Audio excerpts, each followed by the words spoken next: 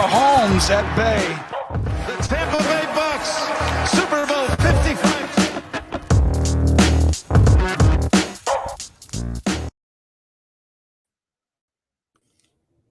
Hello and welcome back to another edition of the Bucs Banter podcast. This is our 34th episode.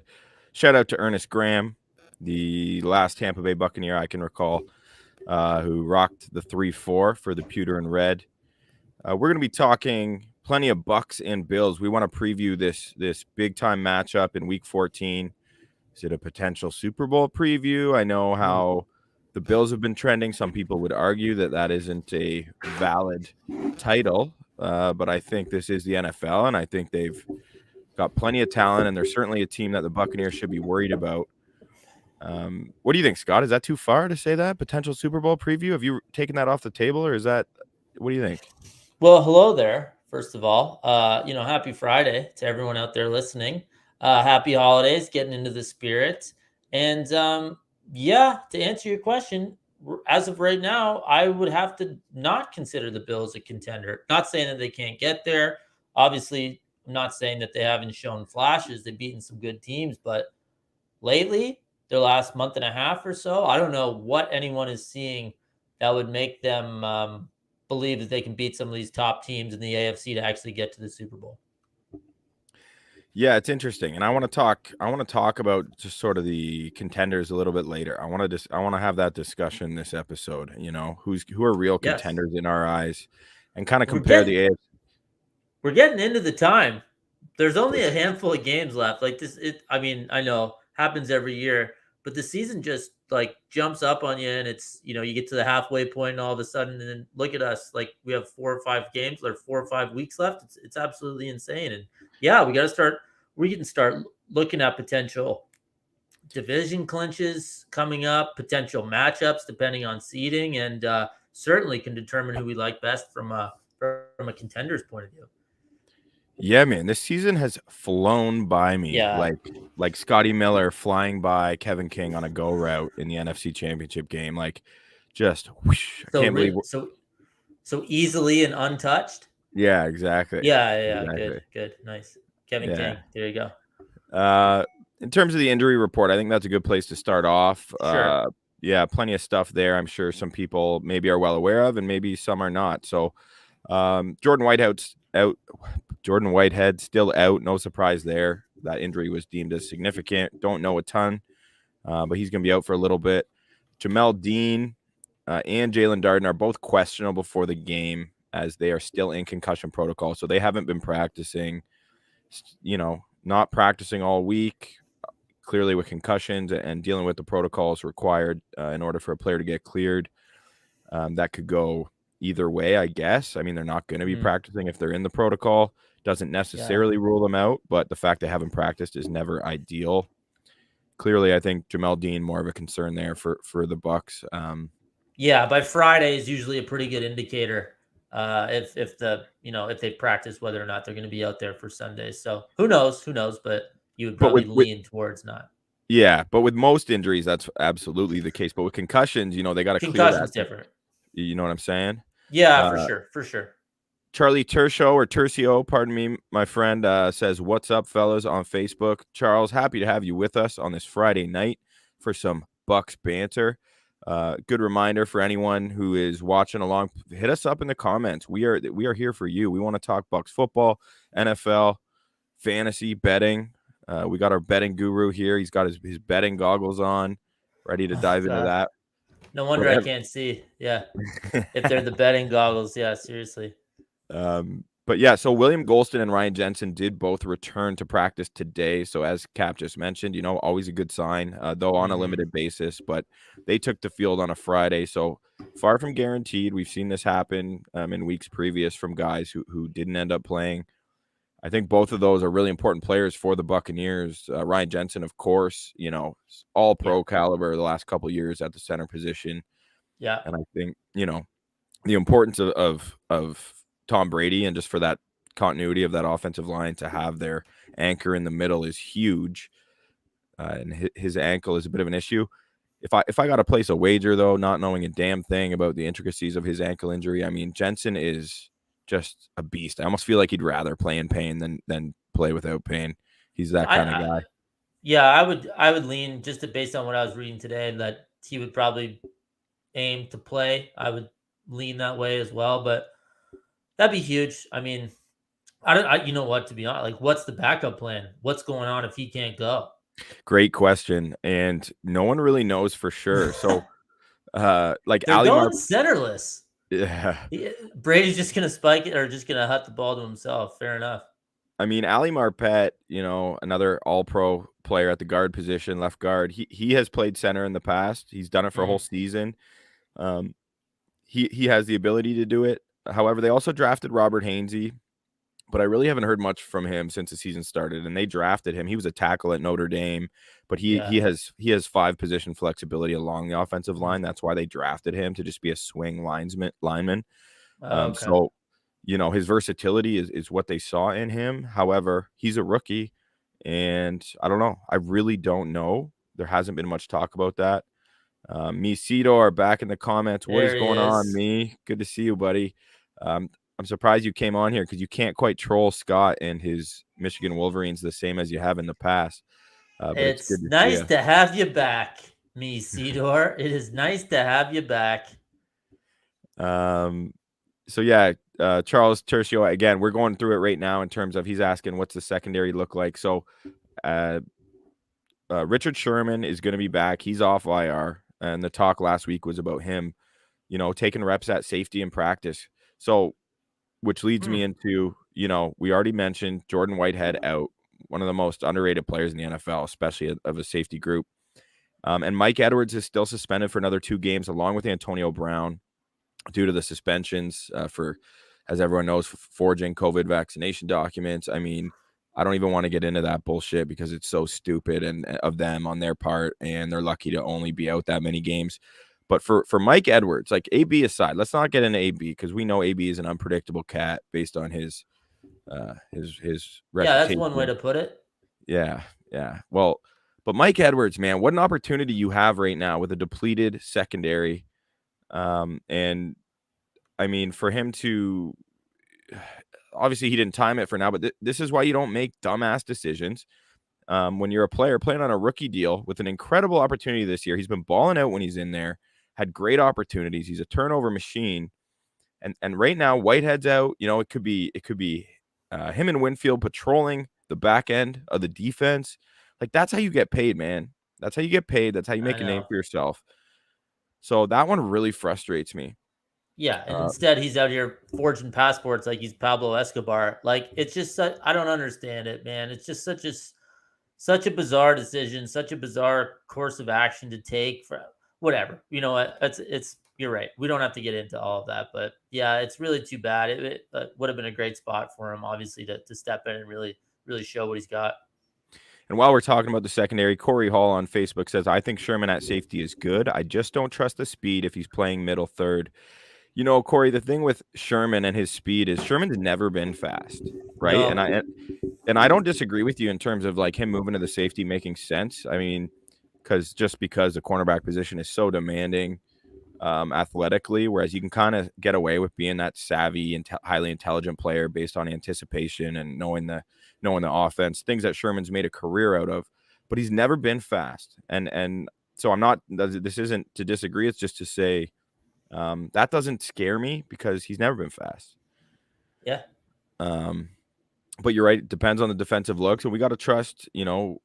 Buccaneers fans have to trust that. God, I almost said Lovie Smith for some reason. What is going on?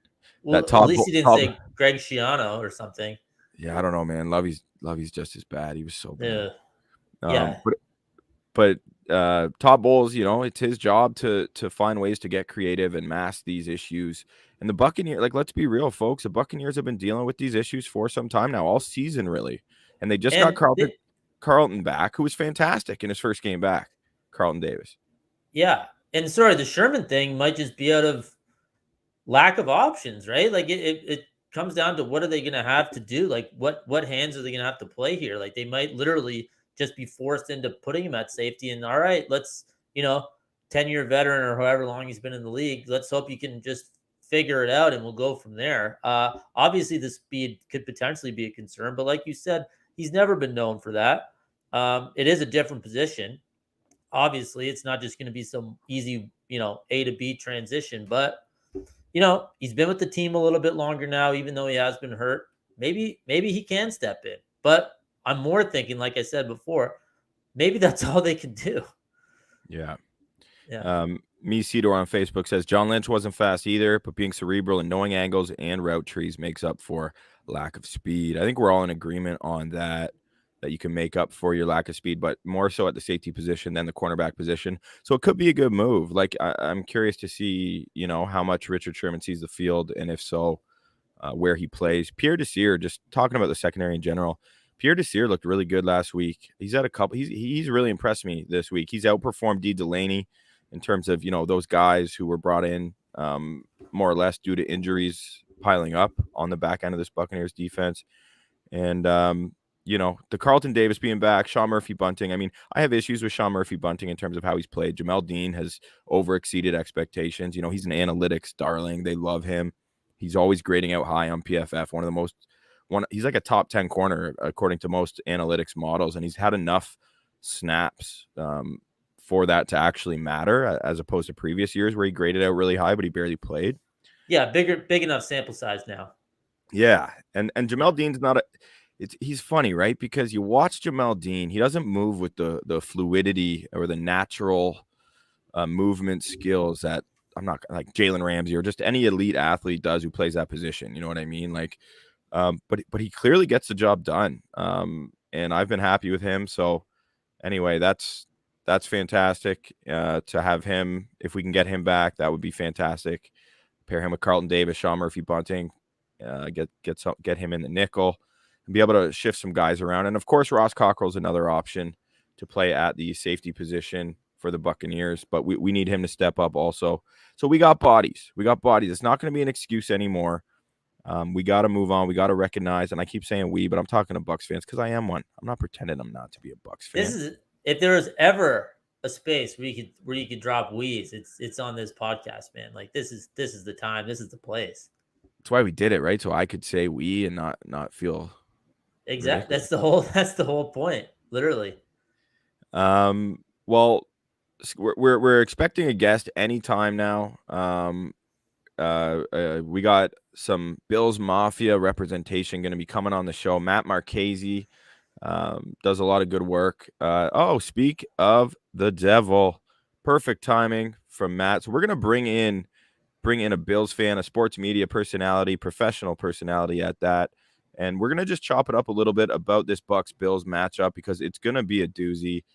And I think Matt will have a lot of valuable insight to offer. So if you have questions specifically about the Bucs, go ahead and the Bills. Pardon me. Thank you, sir.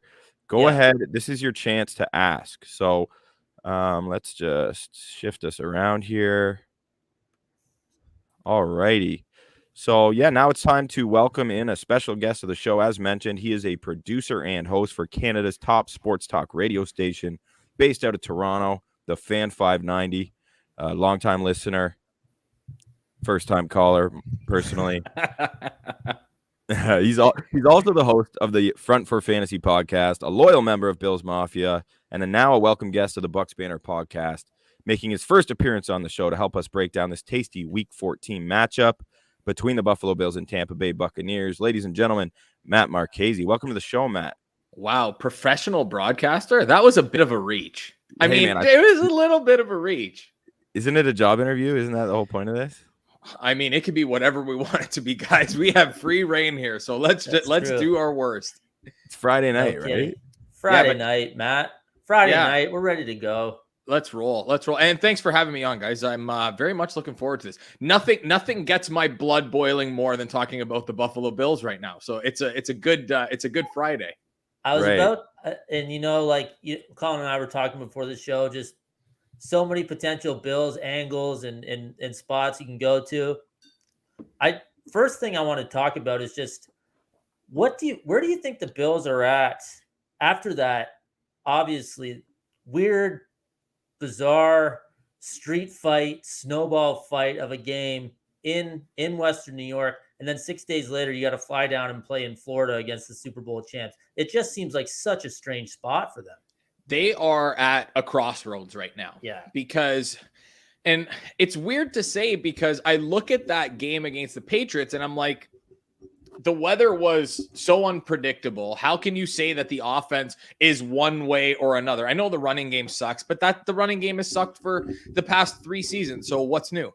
I think the biggest reason why they're at a crossroads is that I think teams have figured them out, especially opposing defenses, which they're going to have their hands full this week against the Bucs because the Bills' offensive line has been dreadful.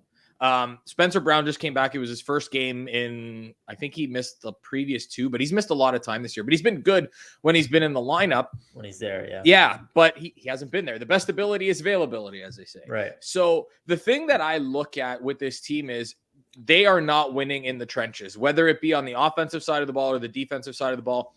The defensive line is just getting run all over. We saw what the Patriots did. We saw what the Colts did. Jonathan Taylor went nuts on them. So I look at that, and that's the tipping point right now, because when a team figures out, or when teams figure out how to beat you, that's the worst thing that can happen, because we know the Bills offensively are one-dimensional. They throw the ball really well. And I guess you could throw in the caveat that maybe they're not one-dimensional, but they're certainly not three-dimensional. Josh Allen can run the ball, but nobody else can.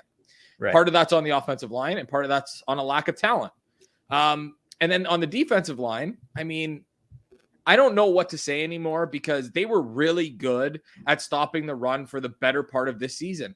But when you look at the 2 losses against Indy and New England, those are glaring. Those are not like, oh, it was just 1 week, because now it's happened twice and it looks really bad. The loss of Tre'Davious White in their pass defense is a huge loss. But I think the biggest thing for them right now is it does feel like they kind of lack an identity right now. And if you're a team with Super Bowl aspirations still looking for an identity, not a good thing. Look at Kansas City. Kansas City's figured it out. Now they're a defensive juggernaut, apparently. Yeah. They're not, and their offense can't get going. But at least their defense is playing well. Just like we all saw coming. Of course, yeah. Kansas City leaning on the defense. We all knew that was going to be the way they would get back into that 1 seed conversation in the AFC. Totally normal. Totally and who thought it would be Melvin Ingram that would be the guy who was barely playing for that awful Steelers defense? I guess Pittsburgh needed Melvin Ingram more than they thought they did. Because now they can't stop a nosebleed, and the Chiefs look like the 85 Bears. Yeah, it's well, yeah, bizarre league, stupid sport. Anything can like, seriously, how are you supposed to predict it? It's absolutely unreal. But sorry, Collin, just to step in, just everything Matt was saying about the Bills makes so much sense about a lack of identity. And now that defense has to go down to Tampa and play an offense that will gladly beat you either way. They will. Obviously, you can have Brady picking you apart with the pass and their 17 Pro Bowl receivers that they have. You got Leonard Fournette looking like, he's playing the best football of his life right now. The only way Buffalo stays in this game, I think they have to get out to a 10-point lead and then just see if they can hold them off.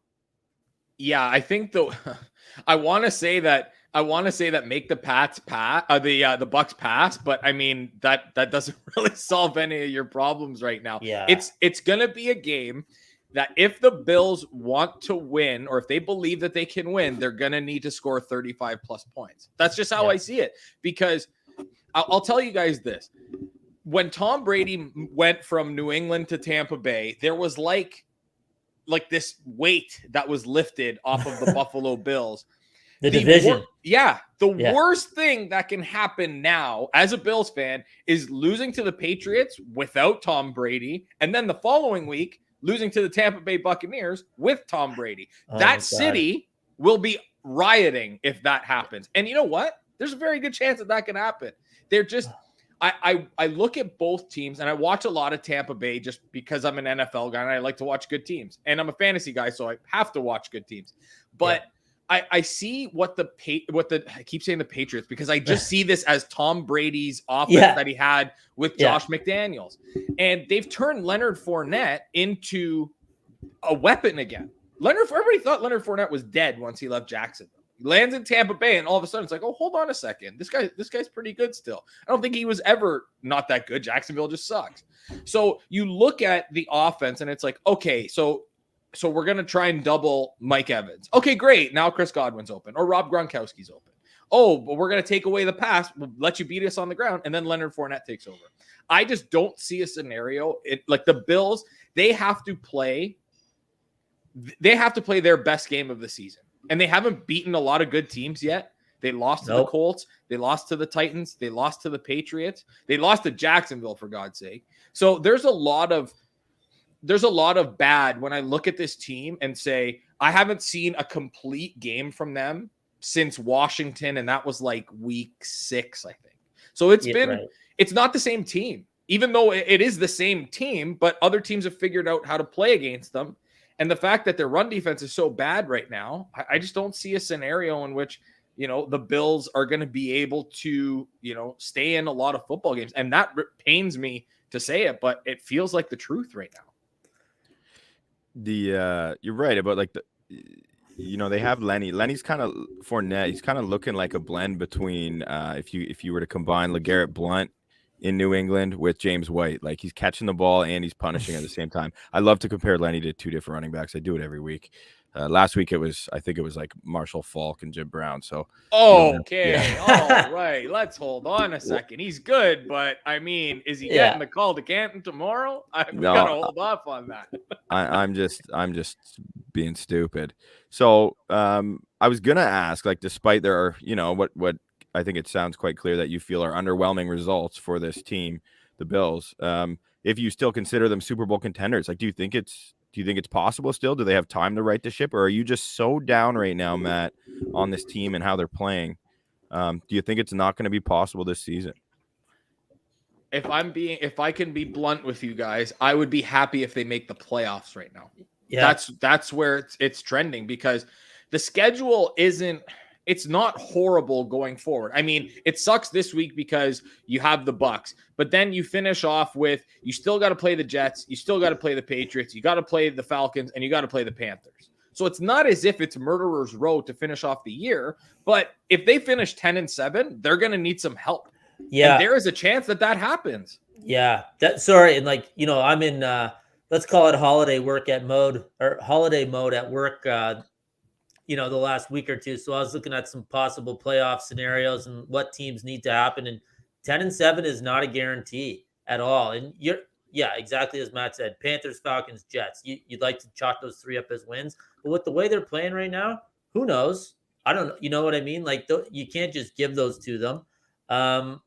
It's wild to think that we're in a spot where the Bills are going to be clawing for a playoff spot. But, with that, at least we have the extra wild card now, right? So one extra team in each conference will be happy, but still. So Scott, you looking at hypothetical playoff scenarios. You're blaming that on holiday work mode. You tell me you're not doing that in September, dude. Well, I mean, maybe a little bit more in December is all I'm saying. A longer lunch, perhaps 2 to 3 hours, give or take. Just looking at who the Bengals are playing, etc. Trying to see if any sort of Jamar Chase bet that I made is looking to cash. Just stuff like that. Typical Christmas stuff. What can I say? I don't know what else. Not Christmas shopping, Christmas betting. That's the way that we do things. They're one and the same in this household, Matt. So people have said that I've been on vacation since January. So I mean, I can't really be pot calling the kettle black here. Like it doesn't work here. I just want to ask. Here's one that's a little bit point blank. Do you think McDermott is a good coach? I think he is, because I think the caveat is that I think he's made some bad decisions the last couple of weeks. I also think that against the Patriots, there were a couple of calls that went against the Bill, that went, not in the Bills' favor. There was an offside. Matthew Judon was offside, and Josh Allen, everybody in the stadium thought he was offside. They should have got the penalty on the free play. Didn't end up happening, or wasn't a free play. The big one for me was the one that they challenged, which was the Mac Jones. It was a bad spot. It was a really, like, on that. Now we see the TV angle and it looked like a really bad spot, but you can't challenge that play either. That's Matt. That's exactly what I said. That I texted Collin. It's like you need every timeout in this game. To potentially get the ball back. There is almost zero chance that you're going to be 100% sure that you're going to get evidence to overturn that call. You can't take that chance. It's just not worth it. I couldn't. I thought that was such a bad mistake. It was. But having said that, I think that Sean McDermott, because not all of coaching is X's and O's. It's about guys wanting to play for you. It's about guys wanting to go through a wall. That's why I look at, and this is going to sound really crazy, but I like Dan Campbell as a coach because I think that guys want to play for him. That team sucks. They have almost zero talent on that team, but they play hard for him every single week. And I think that you get that out of Sean McDermott. I really do. So I think he's a good football man. Listen, the proof is in the pudding. The defense has been really good with McDermott and Leslie Frazier over the course of their tenure. The offense has come along with Brian Daboll. So, I mean, as a whole, I do think that Sean McDermott is a good coach. Does he make some bad decisions? Yeah, sure he does. It happens. But I do think that he is the right guy for this team. At the end of the day, Sean McDermott, Brian Daboll, they're not the guys that are going out and picking these running backs. They're not the guys that are going out and signing these defensive linemen. They're, like that. They are given the hand that they are dealt and they play with it. That's what they're doing. I think a lot of the blame on, the way that the offense has gone specifically is the lack of being able to draft a running back. You spent back-to-back third-round picks on running backs in consecutive years, and those guys haven't been good. I really thought that Zach Moss was going to be good, and he hasn't done anything. And I don't know how much of that is also part of the way that the offensive line is built, because we look at Cleveland, and Kareem Hunt and Nick Chubb are great. There's no question about that. But Dearness Johnson comes in and starts and runs all over the Denver Broncos. And then he got another start and had another great week. So how much of it is a lack of talent that the Bills have at the running back position? And how much of it is a lack of talent that they have maybe on the offensive line? Let's not forget, they got rid of Wyatt Teller for like a 5th round pick. And Wyatt Teller's a Pro Bowl offensive lineman in, Cleveland. So I think McDermott's a good coach. I think he's playing with the hand he's dealt, but I think that the front office deserves, as much criticism as the offensive coordinator, the defensive coordinator, and the head coach for the guys that they're putting out on the field. Yeah, Wyatt Teller, that one's got to sting a little bit because he's potentially the best run blocker in football, you know what I mean, and one of the best interior offensive linemen in the game right now alongside that unit. And I'm glad you brought up the front office because I was actually going to ask you about Brandon Beane because I feel like it's been very much, cherries and sunshine or whatever that saying is in terms of like his reputation amongst Bills Mafia, Buffalo Bills fans, and really throughout the NFL because he's done a good job, right? He's built them into a legitimate contender. They were last season, played the Chiefs tough, and then coming into this year, they had really high expectations. Do you think it seemed like his priority was quite clear in terms of addressing the defensive line in terms of this past NFL draft?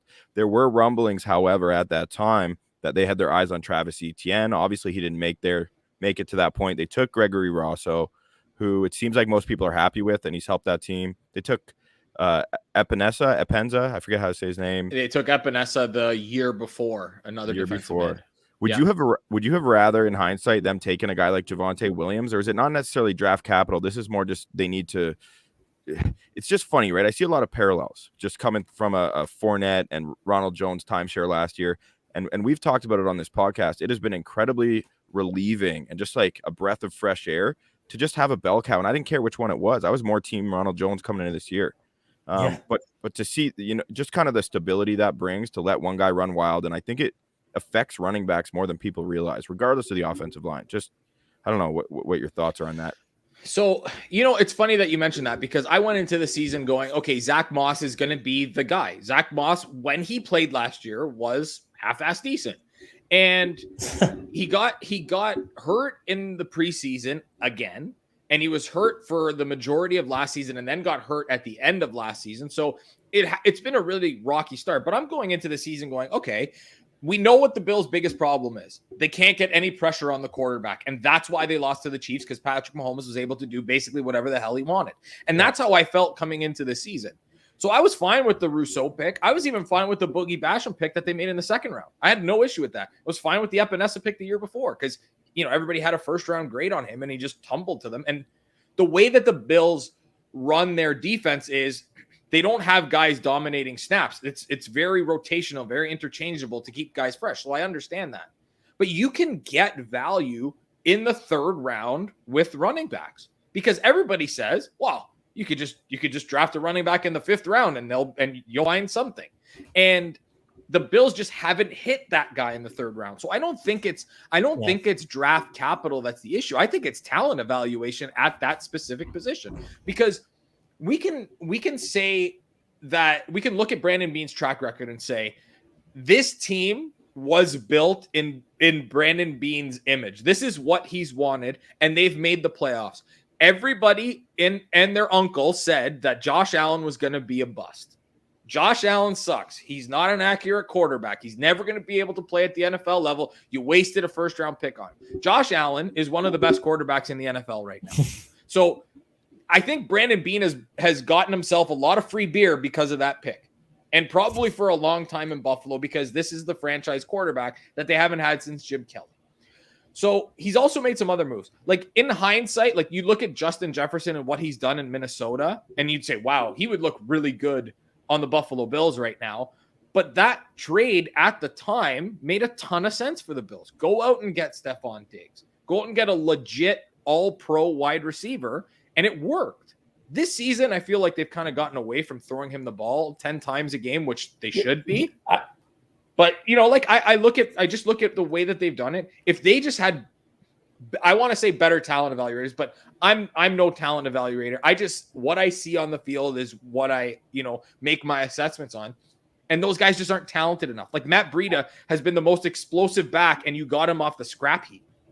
Yeah. Yeah, it's funny. Singletary, I even thought, I thought showed promise early on, and then they drafted Zach Moss out of Utah, and then he looked like the better player, and you're like, okay, that clearly made sense. But in the end, it seems like they give him a quick look, and then they give him a quick hook, even quicker.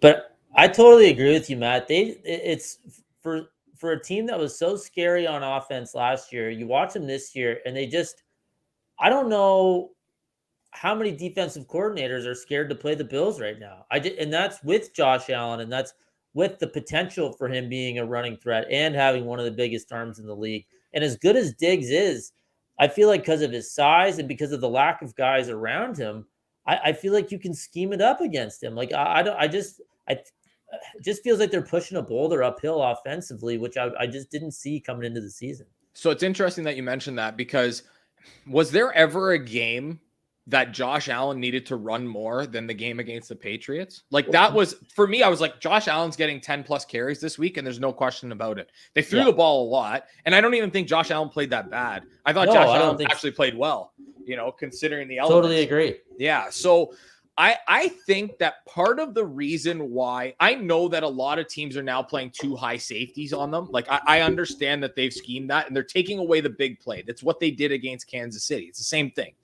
But I also believe that if we look at the numbers, Josh Allen is running a heck of a lot less than he did last year. Last year, this offense was absolutely humming because Josh Allen was running the ball. And what happens when you run the ball? You have to commit another defender into the box to spy on the quarterback, which leaves what open?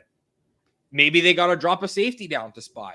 It leaves more room for the big play. They want to keep Josh Allen healthy. I get it, because if Mitch Trubisky starts, the season's over. I understand. But the other thing is Josh Allen's also gotten better at not taking as many big hits. We've seen it this season. He slides a lot more. He's still really clunky a lot of the times when he slides, and it's scary. But I think that's the missing ingredient to this offense, because once you have the threat of a running quarterback, because I don't think that teams look at the Bills and say, I'm worried about Josh Allen running the ball, because we haven't seen it enough this season. So I think that if they were to do that a little bit more, just even the threat of Josh Allen being able to run the ball, I think it completely opens up your offense. Yeah. Listen, Lamar Jackson is a threat to run. And I understand that Josh Allen is not as athletic as Lamar Jackson. He's not as shifty. I get it. But Josh Allen's a hell of an athlete. And if you have that threat to run, look at what, Baltimore is able to do things on offense, even though Lamar Jackson's arm isn't nearly as good as Josh Allen's, but they're able to do things on offense that the Bills can't at this moment, like, throw a deep ball to Gabe Davis or Stephon Diggs or whoever. And, I just see the scheming for Josh Allen just doesn't look the same. I know somebody just commented and said he has more rushing yards than last year. I get it, but he's not running enough in these games with the way that the offense is going right now. Yeah. If they've taken away the deep play, you got to open it up somehow. The appeal of drafting a dual threat quarterback or someone as athletic as Josh Allen is to use it, right? It's not to shelf it. Otherwise, you're taking away that element. And I'm not saying they're taking it away, but I think there's a lot of credence to what you're saying there. Matt, give us a guy on the Bills who's more important to their success, especially the rest of the season. Maybe it's someone in the secondary losing Tre'Davious White. Love your safeties, by the way. I think most people do. Love your safeties, but who's more important to their team's success than people outside of Buffalo realize? Someone we can keep an eye out for Sunday at 4 p.m. Well, I think you can look at Taron Johnson and Levi Wallace as the two corners that now need to step up in the absence of Tre'Davious White. Those guys, they're really good. Like Taron Johnson's the guy that made the incredible pick 6 on Lamar Jackson in the playoffs last year. And he's one of the better nickel corners in the league, but now he's going to be given a lot more responsibility. But the one guy that I look at, and this is on the offensive side of the ball, that I think that they need to get involved more is Gabriel Davis. He's that big-bodied receiver who runs good routes, and his hands and his ability to make catches, like incredible sideline catches, and being able to get the ball in the end zone because he's a great red zone threat. I just haven't seen enough usage from him. Emmanuel Sanders' game has really tailed off from the first 5 or 6 games of the year. He was great, and then that's tailed off. Cole Beasley, they haven't been using a ton underneath. Dawson Knox has been great some weeks, and then, we see like last week where he had the 2 drops that you look at and go, like, he's got to have those, and he had that problem last year. Got to make those plays. Yeah. But Gabriel Davis has shown an ability to be a deep threat. He's been able to show that he can make catches that, a lot of receivers can't make. And his snap share has been insanely low all season, and I don't understand why. He had a really good rookie year last year. I think he had 7 or 8 touchdown catches last season. And I believe he had just shy of 500 yards or just over. Wow. It was something around there for a rookie in an offense that Cole Beasley had almost 1,000 yards. Stephon Diggs had well over 1,000 yards, and John Brown, when he played, still had a good season.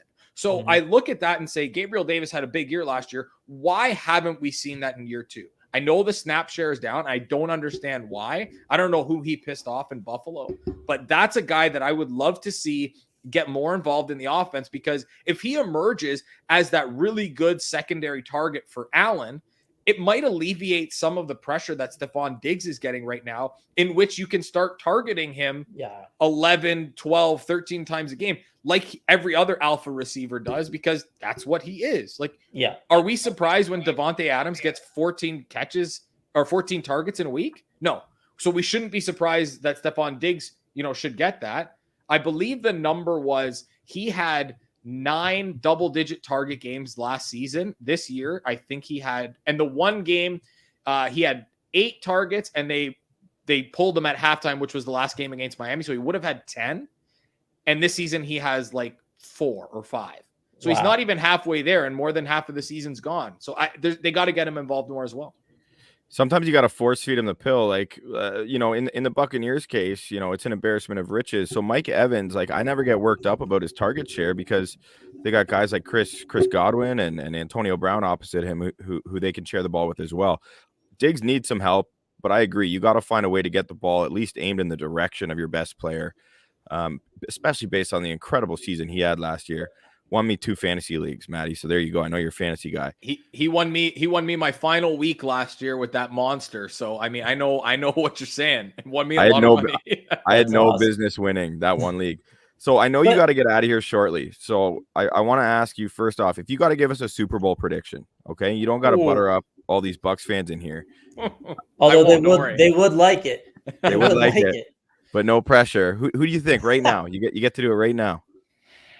That's a tough one because I really do look at, I don't see a clear-cut favorite on either side. Like, would I be absolutely stunned if this is going to really pain me to say this, and I'm like twitching just thinking about it. But if it were the Patriots and the Bucs in the Super Bowl, I would not be surprised. I would not be surprised at all. But betting favorites. Betting favorite right now. But I'm not going to go there. I'm not going to appease everyone. So I will say that I think from the NFC, I do believe that it's going to be the Green Bay Packers. And I'll tell you why. I think Aaron Rodgers wants to prove I'm still the guy here, and they've gone to 2 straight NFC championship games. So we know that they're good. But you look at the way that defense is playing. That's the difference for me. That defense looks like they can be elite. They get Jair Alexander back. That secondary is looking really good. And Kevin King is finally playing well, which I thought I would never see. And that defensive line is really good. And offensively, they now have the two-headed monster at running back because Aaron Jones isn't going away, and neither is A.J. Dillon. You know, Jones coming back off the injury, curious to see what he does. And Aaron Rodgers has something to prove because he may just say, I'm going to win a Super Bowl. I'm going to say, later, I'm out of here. Send me somewhere else. The AFC is way tougher for me because I look at the teams and go, the Patriots do have holes because I don't know what Mac Jones, if the game is on the line for Mac Jones against a really good team in the NFL, I don't know what that looks like. The Colts are a super interesting team because I don't think we've seen the best of Carson Wentz yet, but Jonathan Taylor is that good. And I think that defense is really underrated. Those aren't the teams that I'm picking. So I'm going to keep going down the list. I think the Baltimore Ravens are a fraud because the defense is so banged up. Marlon Humphrey's out now. They don't have Marcus Peters anymore. The running, like Devonta Freeman is the running back of choice there. I mean, how can they go to the Super Bowl? So they're not the team. I think, and again, this makes no sense to me, but I'm going to go with it. I think it's the Kansas City Chiefs, guys.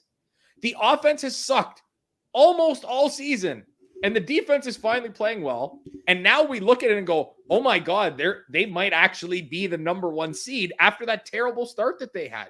Their defense couldn't stop anything. Now their defense looks like world beaters. The offense couldn't, all they did was score points, and now they can't score points.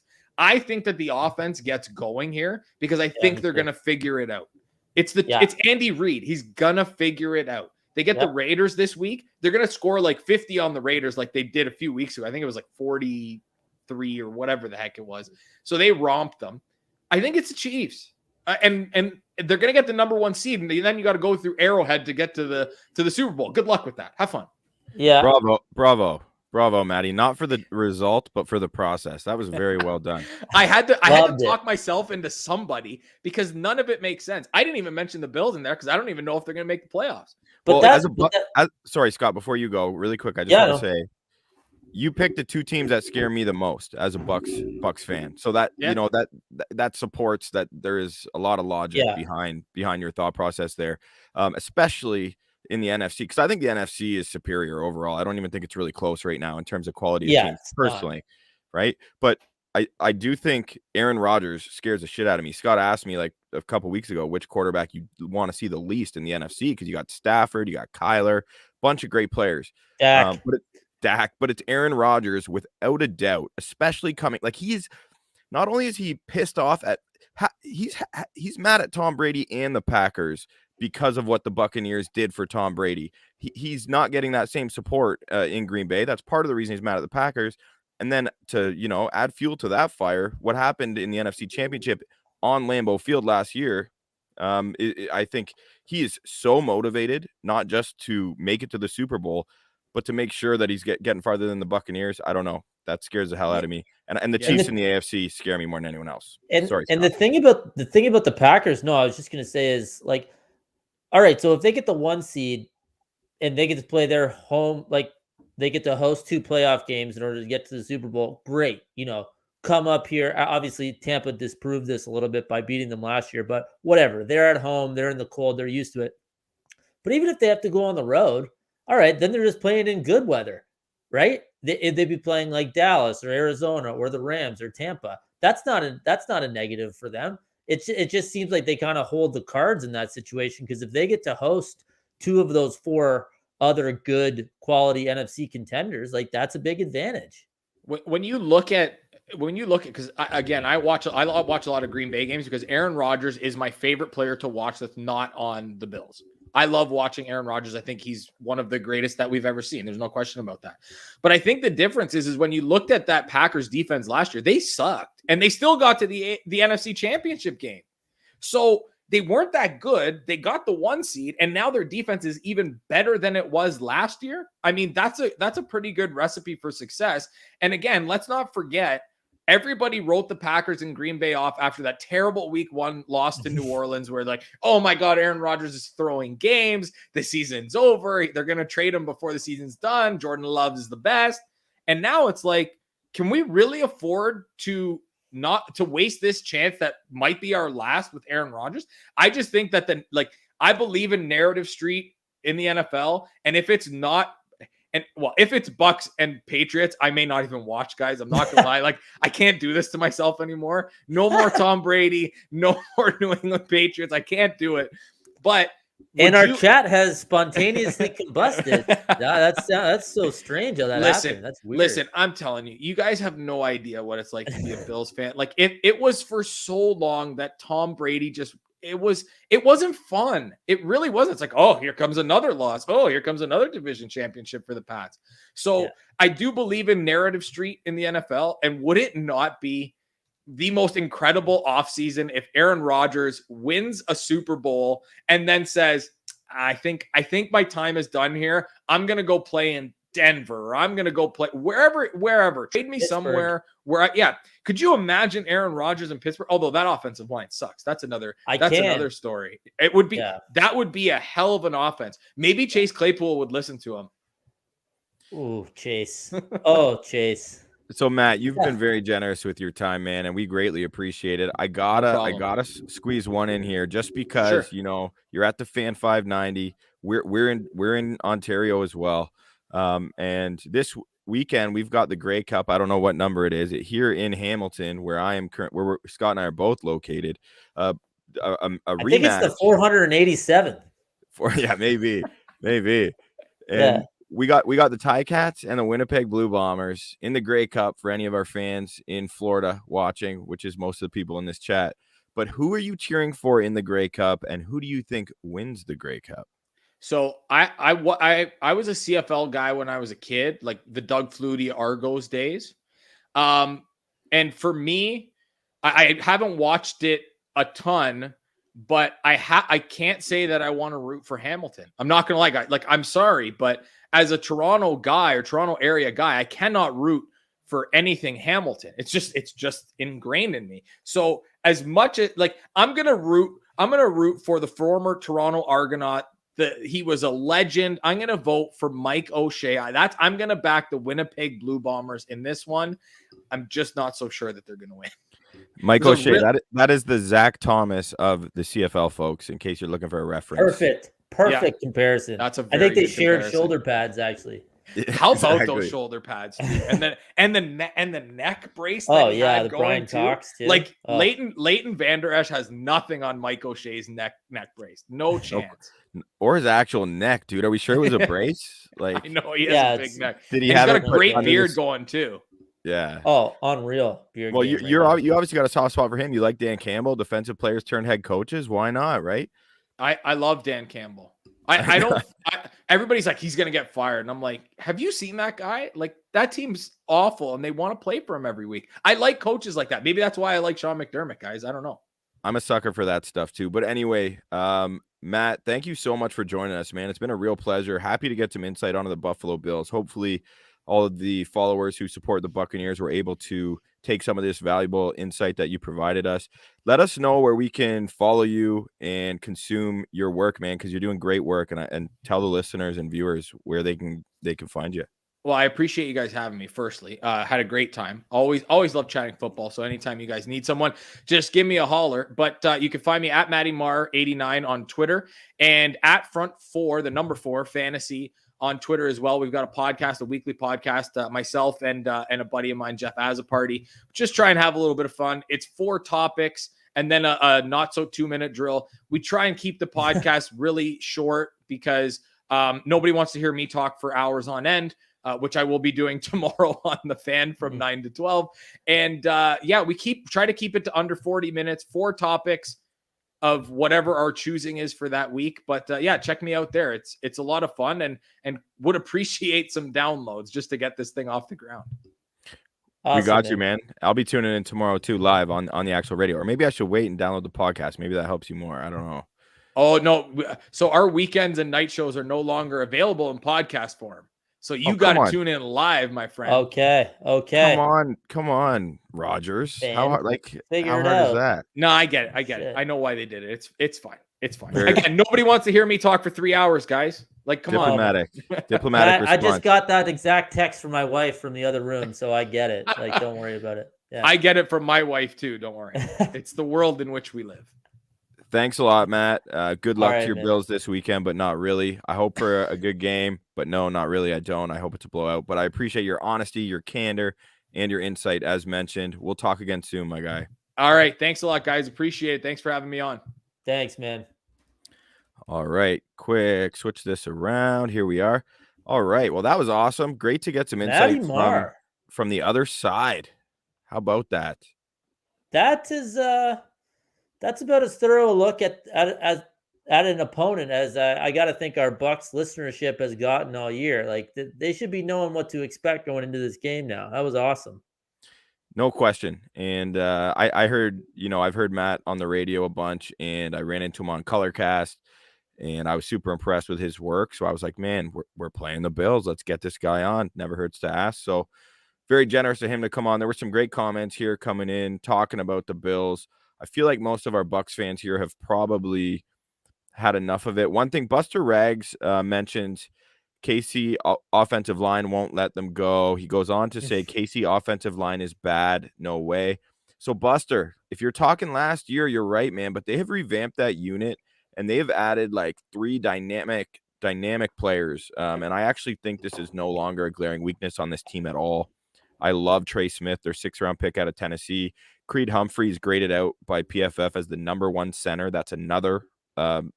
He was their 2nd-round draft pick, scooped up right before the Bucs, which was a guy I have my eyes on. They brought Joe Thuney over, one of the best guards in football. They traded for Orlando Brown. They literally revamped the entire unit, and I really don't think that's a problem anymore. I think it's on the other side of the ball, personally.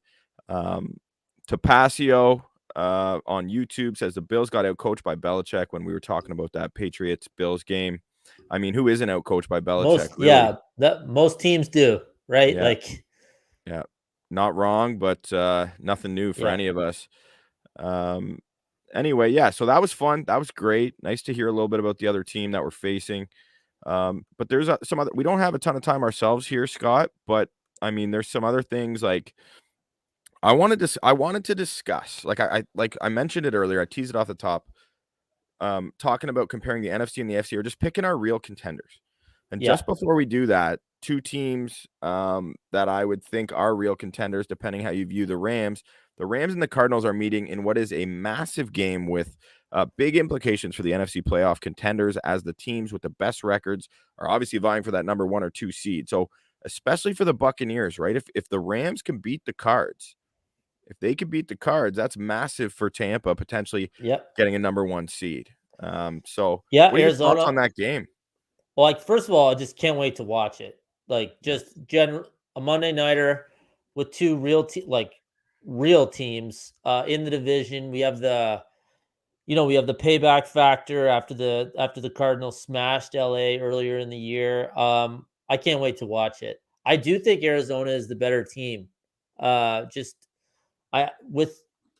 the banged up Stafford, obviously the loss of Robert Woods for the Rams, and with Arizona seemingly getting a little bit healthier, I do think that they are the better team. So I would expect them to win the game on Monday night. I think it's going to be a close one, 1 score for sure. But obviously, as you mentioned, Boom, huge for the Bucs, considering the Cards only have those 2 losses, right? So to get back into that number 1 seed contention, we're going to need a Cards loss, right? So, and this is a perfectly good spot. Arizona's only a 2.5-point favorite. You know what I mean? So, Vegas obviously thinks the Rams have a great chance of going in there and stealing a game. And I feel like like well said. First of all, I feel like the Cards have had a bit of a cakewalk, even when Kyler was out. Like it just feels that way. Maybe it's just because they're that good, or maybe it's because they're getting a little bit lucky with who they're lined up against. I feel like we might be due to see a little something more from the Rams this week. I think they've struggled. That's a team that we've said throughout the whole offseason after they acquired Matthew Stafford. They scared the shit out of us, especially with Matthew Stafford being there. But also a team without depth, right? Star power in the NFL. It's almost like a super team in the NBA, except there's a lot more than 5 spots. You got 11 spots on both sides of the ball. So that being said, I think maybe we underrated the Robert Woods going down. Like that's not one of the names. We're talking, what if Donald goes down? What if Ramsey goes down? What if Stafford goes down? What if Kupp goes down? But Robert Woods is kind of that glue guy for that team. Also highly productive, of course. What like you know what I'm saying? Like I don't know. Oh, but maybe, totally. yeah. By the way, like I'm staying away from this game. Because I would like to lean Cards, but I'm with you. I think this is a prime spot for the Rams to jump up and just play awesome and win this game and kind of shake anything from that 3-game losing streak, right? And I think that's totally possible here. But yeah, like I said, I can't wait to watch it. It's huge. It's huge for that division, obviously. It's huge for the whole NFC. And like you said, I'm sorry, I totally agree about the Cards. It just feels like it's been too easy for them. And I don't mean to say that to take anything away. They're 9-2, or they're 10-2. Like that, good for them. They've earned it. But it feels like something has to happen here. And this could be a spot where it finally does. Hey, that's not going to knock the Cards out of contention. That's not going to, oh, they've been frauds the whole year. Nothing like that. But if someone wanted to make an argument for the Rams just sneaking in, playing really well, and taking this game on the road, I would totally listen to it. Couple great games, right? Bucs, Bills, like that's going to be a fun game. Those two teams have a lot of similarities. The more I've broken down the Bills, Yeah. on paper, like so we're kind of under. I don't want to talk about the Bills anymore because we've done that enough. But on paper, they're the elite of the elite on the defensive side of the ball, and I think we agree they lack some of those offensive weapons. So that's a big disparity between the Bucs. But anyway, that game, Bills, Bucs, and then like we're talking about Monday, like that's a couple fun games. We're owed a couple of these games. Last week, I was so hyped up for Chargers Bengals. Like that was the game I wanted to watch. You know what I'm saying? So let's get a couple more powerhouses, not necessarily up and comers. Jeffrey Olson on YouTube says, I am so torn. I want the Bucs to get the top seed, but I think the Rams are the biggest threat to the Bucs, so I want them to get the hardest path. So I disagree. I totally agree with Matt, our guest earlier, in terms of him predicting the Packers to make it all the way. I'm scared shitless of the Packers more than anyone else. I'm probably more scared even of I don't know, Cards. Maybe I'm more scared of the Rams than the Cards. I don't know. That's kind of a toss-up for me. But the Packers, distinct number one for you. Distinct for me. Yeah. It's not even close. The Packers scare the shit out of me. Yeah, they're awesome. So I want that number 1 seed. I want that home field. If we match up in the NFC Championship, I don't want it to be at Lambeau again. We're not winning there at Lambeau again. Not to be a pessimist. It's just not realistic. It's hard to do. Yeah. Not against Aaron Rodgers.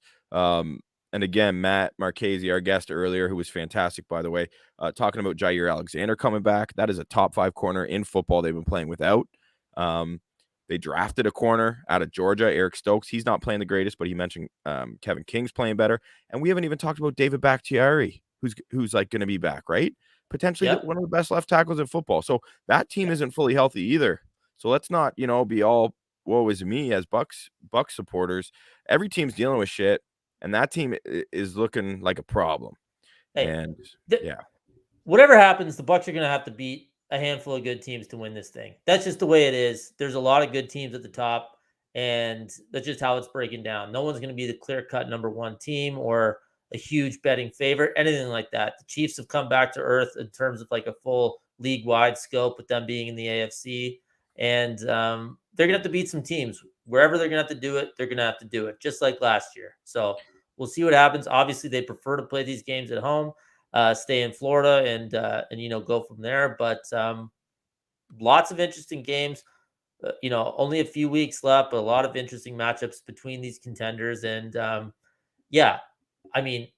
Rams, Cards, Bills, Bucs. I'm really looking forward to watching Niners, Bengals, because I want to see both Debo's health and Burrow's health to see what goes on with both those teams for the rest of the year. Because, those are kind of the biggest cogs in both of those engines, right? So two teams fighting for playoff spots. Browns Ravens is obviously super interesting. They just played 2 weeks ago. Then the Browns had a bye. Now they play them again. What a weird scheduling quirk that is too, right? So some good ones this weekend, some duds this weekend.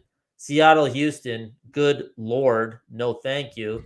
But the top end of this slate is going to be awesome to watch. Absolutely, man. And like, we got to get out of here really quickly. In terms of like the contenders, like, so I think no doubt contenders card in the NFC: Cardinals, Buccaneers, Packers, Rams, and Cowboys is kind of on the fence, right? Cowboys have really shown not looked how they did a few weeks back. Big one for those two teams this weekend too, because I'm totally with you. I think Dallas has a high ceiling, but I would have put them in the same tier as those top 5 teams in the NFC for the first 8 or 9 weeks of the season. I do think they're a level below now. I think they would really need to upset some people to go on a run here. Agreed. So let's call it Cardinals, Bucs, Packers, the most legit 3. It's one of them coming out of the NFC. And then in the AFC, everyone's talking about the Patriots, and I understand why. But if anything, like the fact that everyone's talking about the Patriots, I know they've been solid and their defense is elite. I'm just not sold. Like, to me, it's still Chiefs. Like, so you got Patriots, Chiefs, Ravens, Titans, Bills. To me, it's the Chiefs or the Bills. Those are the only teams. And I know we talked about how bad the Bills are. This is shaping up to be a really cushy path for the Kansas City Chiefs. And it scares the shit out of me, as I've said. I totally agree. I think the Chiefs are for sure the favorite. I'd have to look at some schedules and everything. I think the Chargers, just from a team that has the ability to get hot, and we all know Chargers going to charger and do whatever, who knows? But there are some teams to climb, right? Like, some of the teams at the top are not piling up wins, and they have the Giants this week. You got to figure you can lock that one up. I don't know. I'm just, like you said, if it's open, I don't buy the Pats as this juggernaut favorite, not even close. Like, I would take Kansas City, but if you're looking for a bit of a longer shot, I think the Chargers have a chance. I totally agree. I have the Chargers right below the teams I just mentioned. I didn't even mention the Titans because I'm just not a believer, or the Ravens. I like the Chargers better than those teams. Me too. Yeah. So we're in agreement there. And in terms of the Patriots, yes, Belichick, that defense, they're going to do their thing. But Mac Jones isn't Tom Brady, at least not yet. And I highly doubt he ever will be. But I'm just saying, in his rookie season, no, it's not happening in the postseason. Not happening. No, they're not. No, I agree. Sorry, I agree. They're not going to beat Mahomes. They're not. What a Canadian, folks? He's apologizing for agreeing with me, right? That's the epitome of Canadiana. Listen, I just want to apologize for that apology. All right. Obviously, I was out of line, and I'm going to come shovel your driveway later. So thank you, man. Here we are. You're welcome. You're welcome. Well, folks, it has been real. Nothing like some Friday night banter. We had a great guest from behind enemy lines, giving us some insight on the Buffalo Bills. Should be a fantastic game. I'm feeling good about the Bucs. I know you are, Scott, an unbiased. You like the Bills -3 anyway, right? I like the Bucs -3 this weekend. I like it like 34-24. We were talking off air, -3. They're calling these two teams a pick 'em on a neutral field. I don't know how anyone who's watched the Bills in the last month or watched these two teams last month could possibly think that. I think the line should be closer to 5.5 or 6. I think you're getting some free points. I love Tampa this weekend. You heard it here first, folks. Scotty Capron, Scott Spots, pregame, lay 'em. Lay the lumber, folks. That's when you know. All right. If you know, you know. If you know, you know. Have a great weekend, everyone. Listeners, viewers on Bucs Report, our Bucs Banner audience, and everyone else. If you didn't catch us live, you can always download the podcast on Spotify or Apple Podcasts, or watch it on our YouTube channel. We really appreciate subscription. So head over to Bucs Banter's YouTube channel and follow us on Twitter at Bucs Banter. Lots of good Bucs and NFL content coming out on the regular. as we head down the home stretch of the 2021-2022 NFL season. I'm your host, Colin Hallboom, joined by my co-host, Scott Capron. Peace.